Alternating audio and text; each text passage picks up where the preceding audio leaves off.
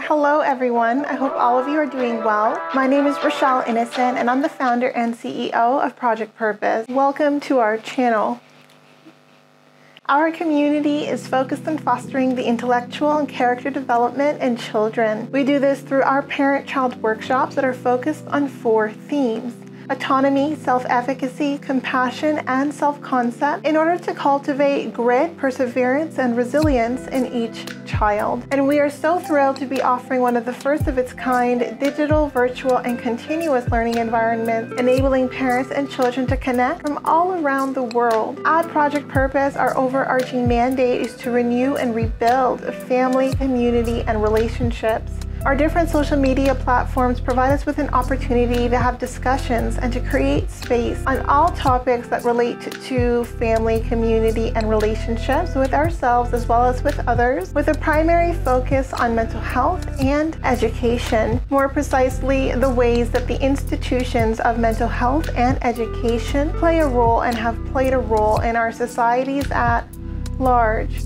These discussions and debates provide us with an opportunity to think critically about what needs to change within these structures for us to live up to our bold slogan: support, protect, and empower each child through youth-focused development, better known as leadership in juvenescence. We recognize that in valuing our children's leadership potential, this also translates as recreating and co-creating environments, both socially and politically, that will enable our children to thrive. For those of you who are particularly keen on the topic, we also write thought pieces every other Sunday. We actually just dropped a thought piece this past Sunday, so be sure to meander over to the website and check out our online content. Now, if it is the case that you are looking for a listening alternative, well, we're available on 12 different podcast platforms for your listening leisure, and we've provided you with access to the links in the description down below. Now, as is the convention, be sure to subscribe, hit that post notification bell so that you are aware of every time we post. And of course, if you like these conversations and you want to keep them going, like, comment, and share this segment. Let's get into it. Hello ladies and gentlemen, and welcome back to another segment here on Project Purpose. For those of you who are new, we cover topics that relate to mental health, mental wellness, and education on a week-by-week basis. And today our topic of discussion is mental wellness. And on the topic of discussion of mental wellness, I'm going to continue the conversation from Tuesday on recovery, but I'm going to talk about my now adopted view on recovering from betrayal. So a lot of us, what harms our sense of wellness or what can impact our sense of wellness is having trust issues. I don't know anyone who doesn't have some degree of trust issues. So I have a lot to say actually on the topic of trust issues in and of itself, and I wanted to cover it in this topic here on mental wellness and what I felt was the best frame to put around trust so that I don't have trust issues in the way that I engage and interact with people moving forward. And so for those of you who watched the video on Tuesday, I'll quickly recap. I was gang stalked and it became a really very dangerous situation, to be quite honest, and a lot of why it escalated in the way that it did was because my community, my network, there was a lot of smear campaigning going on, there's a lot of rumors going on, and the people who I thought were the closest to me were really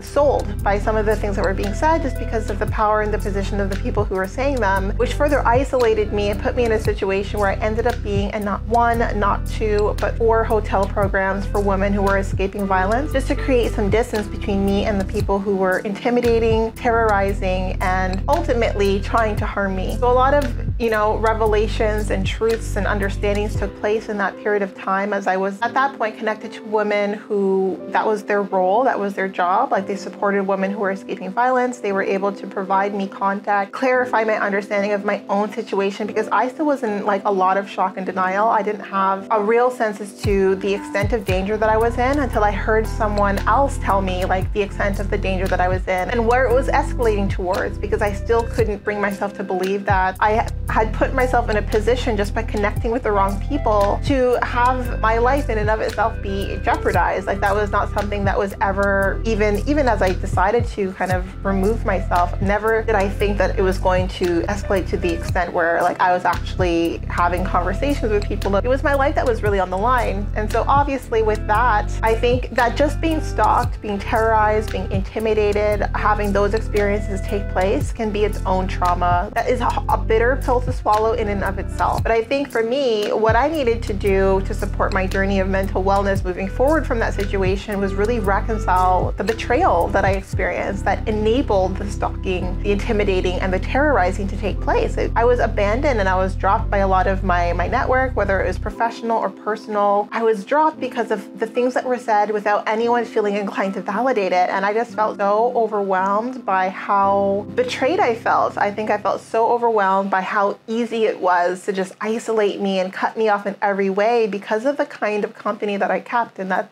is the best way to say it. It's a little bit harsh. And one of the women that I had the pleasure of meeting and who supported me as I was trying to reconcile some of the events that took place that brought me into this program for women escaping violence mentioned that maybe it was just that I needed stronger friends. And I really took that and I went home. I went to the hotel that day and I was thinking about it. And it had me thinking about like strength and betrayal. And I think that now, 12 months later, because this event, reached its catalyst last year in March, and I had this conversation last year in and around March, I had to really think to myself about betrayal in and of itself and if betrayal should create trust issues. And I decided that it shouldn't. I think betrayal is an opportunity for truth to be seen. Though for me, the scale of betrayal was quite massive, like it was essentially like my full network, but it gave me the information that I needed to help enable me to push forward, right? Like I've rebuilt my life, I'm still rebuilding my life, I'm reintegrating, I'm making moves, I am still living,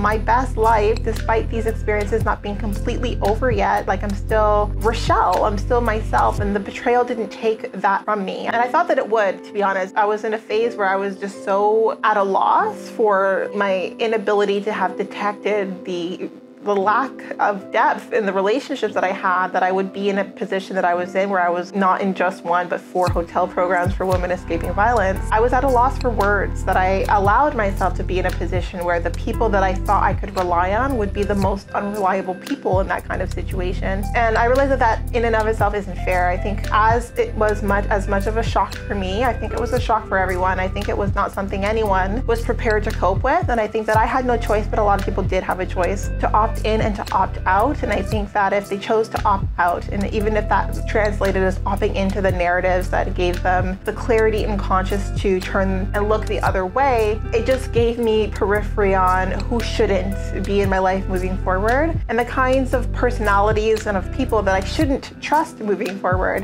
And I think that that information is gold, right? Because it's the tools that I need to make sure that as I navigate in the future and I make new connections and I make new relationships, I can be all that more mindful about the kinds of relationships that I care to build and what I don't. And I realized that that was really well placed. It was in place. So I was in Vancouver Island during this period of time as it was escalating. I ended up moving to Portugal and working and building relationships. And I found that I was just so much more selective, and it wasn't from a place of distrust. And that was something that was surprising to me because I thought that I would just be so overwhelmed by even being reintegrated into like a city where there's people everywhere. But I recognized that there's this trust that I just felt build within me. I think that I learned in that period of time where I was isolated and I was alone and I was recluse, that though I couldn't necessarily trust the people around me, I could trust that I knew how to decipher the kinds of individuals that shouldn't be trusted. Like my intuition, or my trust in my intuition, built so much more deeply. And even for the women who supported me, if you're watching these videos, like I have so much gratitude towards you because you were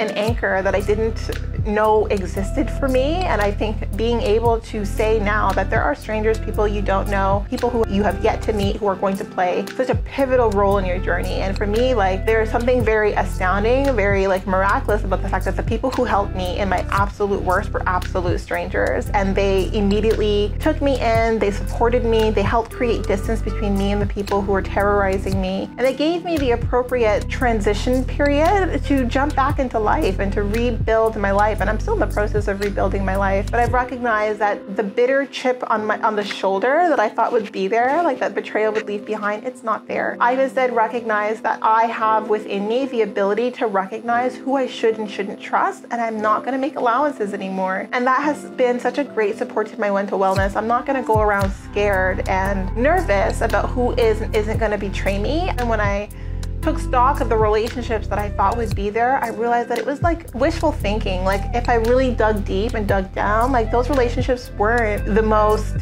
healthy, right? Like there's a degree of competition. I think with the settings that I was sort of socializing in, there's like lots of competition. And I think that it just communicated to me definitively that a lot of people were just in my life because they're waiting for the opportunity to maybe see me fall or see me fail because of that competition factor. And I think moving forward, like I think betrayal is around the corner if it is the case that you're competing in the relationships that you have and the relationships that you hold near. And don't let like a traumatizing situation where you really need someone to depend on be the reason where you experience betrayal, because I think that the stakes are just too high. And for me, like it's not a position I ever will see myself putting myself in again. But I know that I didn't betray myself, and I think that that's super critical. My mental wellness is now built on me making sure that in the future, I'm not going to betray myself by allowing people in my life when my intuition tells me no. And as long as I anchor on my intuition and my intuition's sense of whether or not someone is for me and someone is not, I don't need to go through life with trust issues, feeling like everyone is against me or everyone is out to get me. I know who is and who isn't because my intuition has only built that much more strength in the period of time where I was pretty much running scared, essentially. So I'm here to talk a little bit about that because I think a lot of us allow the injury of betrayal to carry with us for far too long. Like we carry that injury, it becomes a chip on our shoulder. We have people that we've just met suffer injury because of our inability to forgive and to let go of the betrayal that we ourselves experience. And I'm here to say, like, let's not do that. I think that trust in your intuition, trust in that you've learned enough from the experiences that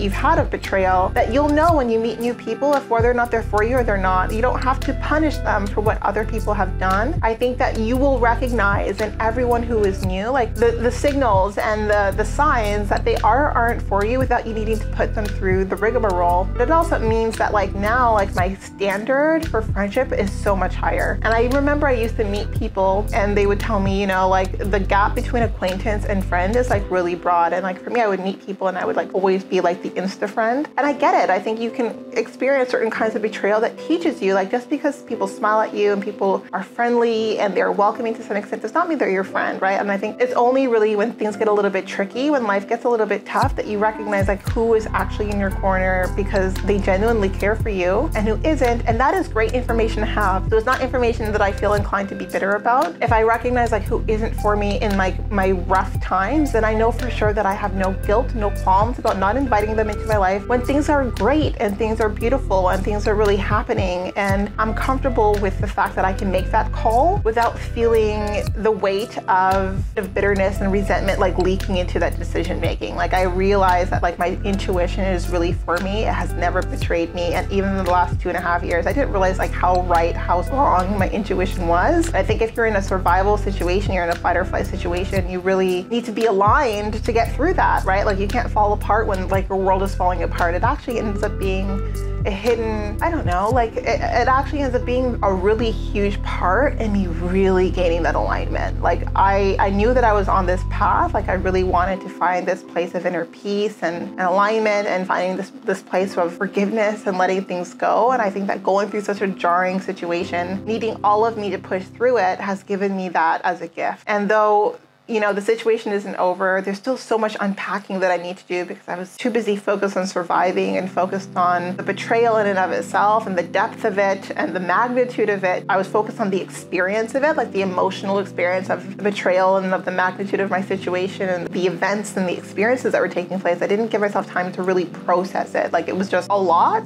And like I was really just trying to deal with my life day by day. I really, like my focus became like a day by day thing. I really wasn't thinking existentially at that point in time in my life. But now that I have the moment to reflect and I'm thinking existentially, I'm so happy that I don't feel the weight of like bitterness and resentment, and I don't feel anger, and I don't feel like this rage that I felt, I think, when I realized the people that I thought would be there were just very ready to abandon me. But I think now that I've rebuilt my life, I'm still rebuilding my life, I'm moving to somewhere new, the tides are changing really with the situation that I've been through. I realized that I'm so happy that I have me, and I'm so happy that I was able to keep me through this situation, that I didn't lose myself in the extreme nature of what it was that I pushed through. And I think that betrayal can be something that really makes us feel a lot of self-doubt. We can lose a lot of trust in ourselves. But I think that the betrayal that I experienced taught me to do better when it comes to selecting the people that I want in my inner circle, and that's something I'm very committed to do. It taught me to forgive, not just others, but forgive myself for feeling like I could depend on people who had given me so many signs prior to that they weren't to be depended on. And also just trust in myself that if there's someone out in the future who is seeking to betray me, I will figure it out before it becomes something to my detriment, because my sense of intuition, like my alignment to my intuition, is so much stronger because of what it was that I pushed through. So that has definitely supported my mental wellness. It has been such a huge support to my recovery journey, to my